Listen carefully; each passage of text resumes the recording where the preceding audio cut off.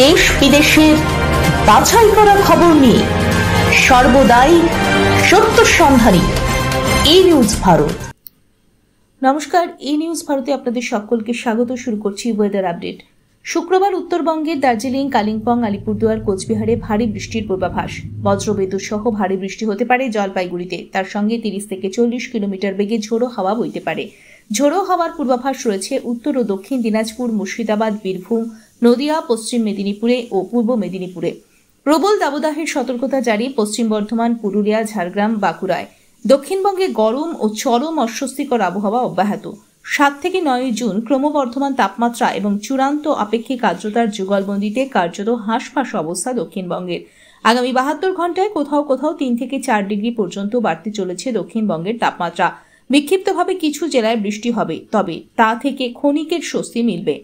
আজ কলকাতা ও তার পার্শ্ববর্তী অঞ্চলে দিনের সর্বোচ্চ তাপমাত্রা 36 ডিগ্রি সেলসিয়াস, অনুভূত তাপমাত্রা 49 ডিগ্রি সেলসিয়াস, সর্বনিম্ন 28 ডিগ্রি সেলসিয়াস। বাতাসে আপেক্ষিক আর্দ্রতার পরিমাণ 60%।